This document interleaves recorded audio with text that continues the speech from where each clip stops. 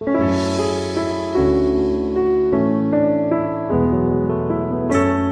day, while Apollo was going for a walk, he suddenly saw Cupid holding a bow and arrow to play. "Hey, bow and arrow are very dangerous things. You should not play with them." It turned out that Cupid had two very special arrows. Once he shot somebody with a gold arrow, he or she would fall in love immediately. On the other hand, if a person were shot by the silver one, then he or she would be so sick of love. After Apollo said it, Cupid was not convinced. When Apollo didn't pay attention, Cupid was taking advantage of it.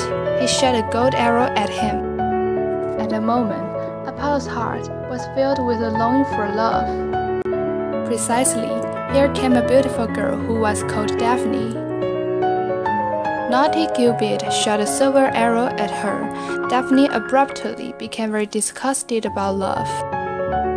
At the time, Apollo had been deeply in love with Daphne and showed his admiration at her, but Daphne said, "Go away, I hate love."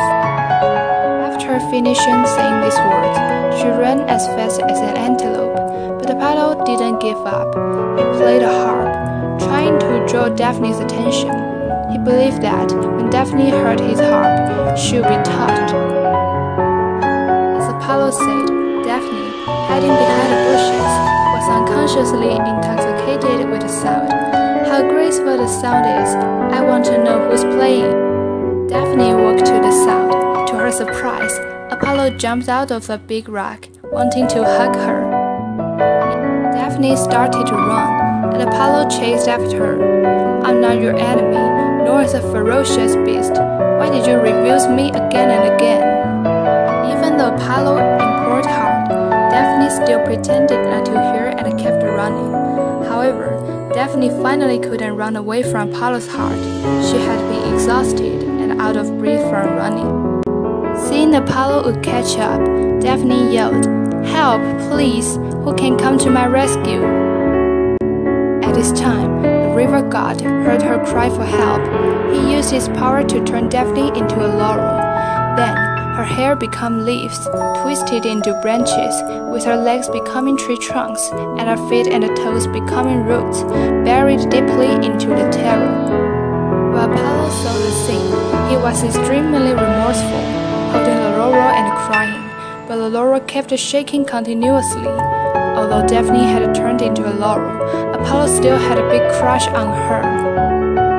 He was infatuated and said to the laurel, "Even if you couldn't be my wife, I will always love you.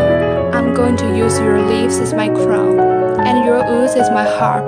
Your flowers can decorate my bow.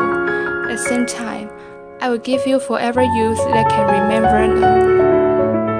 Daphne, who had turned into a laurel, was touched profoundly, and she nodded to express her thanks. Perhaps due to the blessing of Apollo, laurel's evergreen. Nowadays, laurel is one of the popular plants people like.